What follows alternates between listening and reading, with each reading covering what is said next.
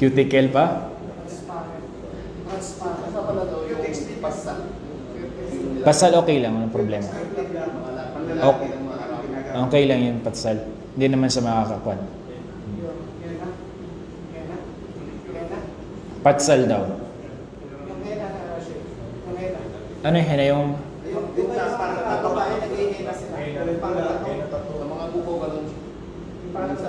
Parang hindi naman sa kuko. Wallahu a'lam sa kanya. Pero kung halimbawa sa kuko maganyan, sa kuko, wala naman problema. Wallahu a'lam sa ano niya. Pero sa kuko, no. Pwede naman siya, insyaAllah. Hindi naman, wallahu a'lam, pero pwede siya. No. Ano pa? Halimbawa, naka-gloves ka.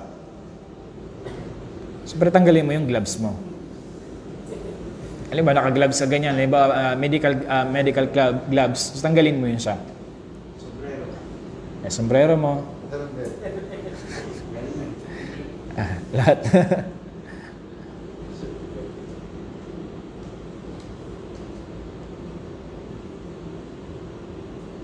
So, yung cutics. So, number 5. So, kabilang sa mga surut ay yung pwede tayong tinatawag natin na istinja at yung istijmar. Yung istinja sa paglilinis sa pamamagitan ng tubig. Ang istijmar sa pamamagitan ng bato, dahon, tissue. Hindi ko alam yung buhangin, ha? Tayam mo yan. Okay. So, number 6, al-muwala. Ibig sabihin, ang muwala kasi, magkaiba sila ng tertib. Ang muwala, kailangan tuloy-tuloy. Ano ibig sabihin ng tuloy-tuloy? Ibig sabihin nun, hindi ma-standby. Halimbawa, sabihin natin, natapos ka na sa mukha mo.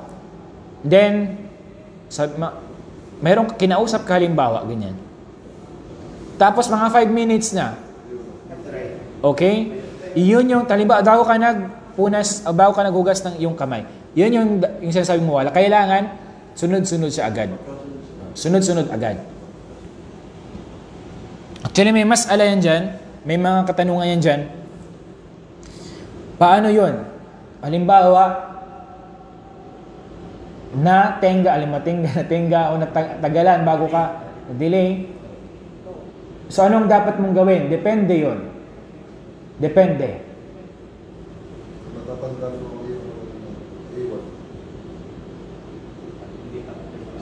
Yes, kapag hindi pa natuyo. Kapag hindi pa natuyo. Pero, kung nakita mong tuyo na, ano yun? Gagawin mo, i-continue mo yun, o ulitin mo sa umpisa. So, kailangan mo pong ulitin sa umpisa. Malinaw po yan, insyaAllah. Tayyib. At tertib. So, kailangan naka-arrange. Sunod-sunod din. Tinutukoy nyo naka-arrange. Ibig sabihin, halimbawa, pagtapos ng ilong, mukha. Hindi mo pwedeng pagtapos ng ilong kamay. O kaya, yung bibig tapos ulo. Kailangan, okay? Sunod-sunod siya. Kung ano yung arrangement ng kwan, so kailangan ganun po. Okay? So, pang-last, siyempre, kailangan hugasan yung lahat ng obligadong parte ng ating katawan. Ano yun? 4? Mukha, kamay, ulo, paa. Okay. So, may katanungan doon? Check ka sa tactic check. Paano kung ilong ko na, bago ka? Paano pag nahuli mo yung ilong? Ulitin mo. Yes, mas maganda ulitin mo. Yes, mas maganda. Para sigurado, insyaAllah. Pero insyaAllah, mamaya, maglagay tayo ng time sa katanungan, insyaAllah. Para mas mahaba yung sagutan, insyaAllah. So, okay na yun, insyaAllah, doon sa surut. Dito tayo sa mga furud, ay a'adha. Yung mga furud, big sabihin kailangan mahugasan. Okay? So unang-una dito, anim ito siya. Unang-una dito yung paghugas ng buong mukha. Okay? Paghugas ng buong mukha.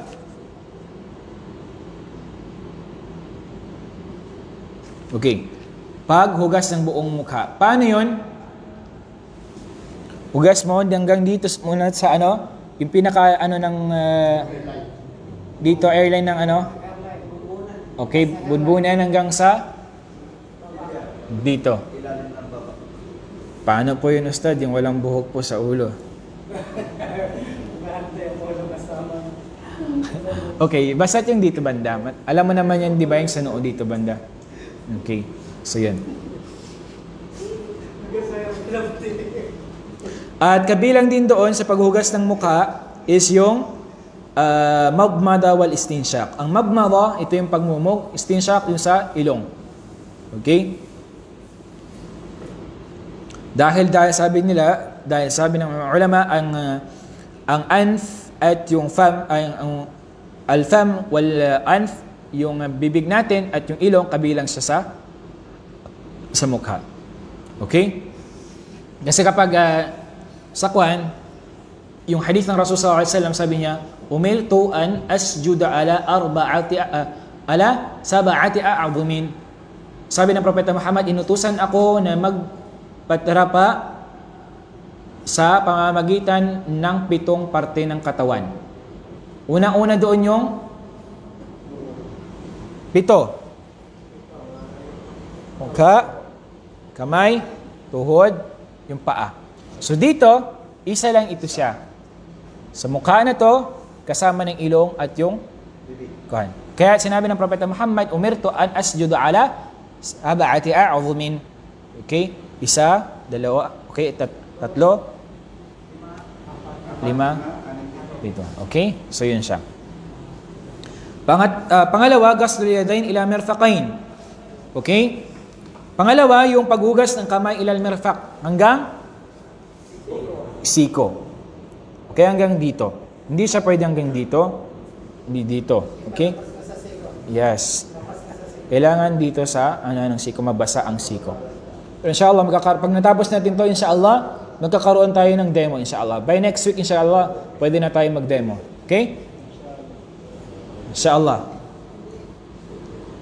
Pangatlo, mashur ras kulliha ma'al udhunain. So paghugas o pagpunas ng ulo kasama ang tenga. So paano ito? Paano ba natin pupunasan ng baka pwede na yung ganun lang, oh. May nakakita na ba sa inyo nun? Ganun lang yan, oh. La. Hindi po yan. Hindi po ganun yung tamang paraan. Kailangan ganyan, tapos pabalik, tapos ito, dito natin. Then sa likod ng tenga natin. Inshallah, sa demo natin, inshallah, papakita natin yan. Okay? So hindi po yun, ha? Nakikita nyo na yun? Okay, pang-apat, ghusl rijlaini ila al-ka'bayn, yung paghugas, kabilang sa furud, obligado na gawin, ay yung paghugas ng 2 paa kasama ang ka'bayn. Yung bukong-bukong. Okay? So dito yung sa siko pati bukong-bukong, maging maingat tayo sa paghugas. Okay, bakit? Kasi minsan, hindi nababasa. Kasi nga, di ba na may kulubot-kulubot dito sa ano natin? So kailangan ay iganyan natin para maklear natin na nabasa na siya. Hindi lang yung ganyan. Okay, kailangan, pag ganyan mo, ganyan. Okay? Ganyan. Para mabasa. Okay?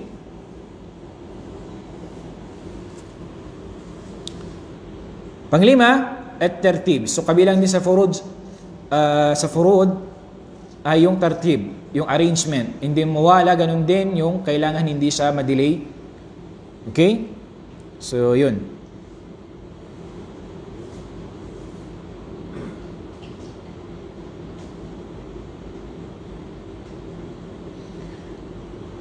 Ang propeta sallallahu alaihi wasallam ay nakita niya yung isang lalaki na nagsasala at nagsasala at sa paa ng lalaki na ito dhahri qadamay, yung sa talampakan niya, dhahri qadamayhi lum'atun qadra dirham lam yusibha alma. So parang mayroong nakalagay dito sa kanyang talampakan, tawag natin talampakan, di ba? Yung sa likod ng ano natin, yung tinatapak natin sa ano, yung talampakan, right? Okay. So may nakita ang propeta sallallahu alaihi wasallam na yun yung naging dahilan na hindi nabasa ng tubig. So ang anong ginawa ng propeta Muhammad? Inutusan niya ulitin yung sala niya. Okay? Paamarahu ay yu'id al-wudu. Okay? Yung wudu niya ay pinaulit sa kanya. At ganoon din siyempre yung sala niya. Naam.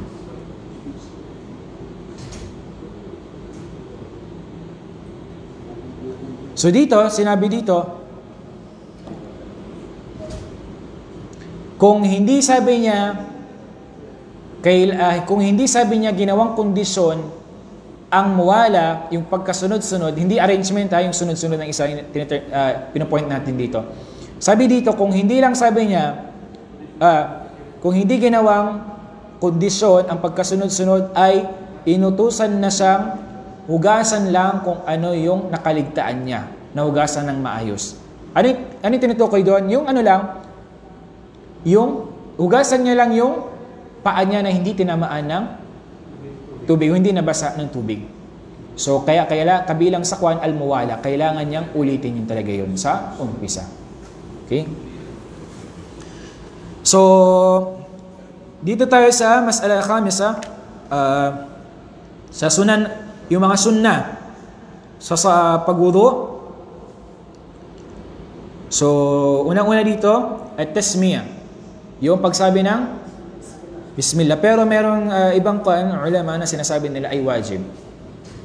Wajib. Yung pagsabi ng Bismillah. Aywa. Ala kulli hal, insyaAllah, at least mag-Bismillah tayo. InsyaAllah. Aywa. Pangalawa, yung siwak. Before magwudu ay sunna siwak muna. Kung wala kang siwak, yung toothbrush. Okay? Pangatlo, yung paghugas ng kamay natin bago magwudu. Yung ito. Okay. Ito. Okay. Inshallah, i-demo natin yan. Gusto ko makita ang bawat isa, inshallah. Tayyib. Pang-apat, al-mubalaghatu fil madmada wal istinshaq li ghairi as-sa'im. Okay. So, yung pagmumug natin at yung istinshaq, yung pag-ano dito sa ilong. Okay? Maliban lang sa fasting. Huwag masyadong sobra. Lalo na pag fasting. Kasi bakit? Baka pumasok yung tubig sa ilong natin at yung sa lamunan natin. Okay?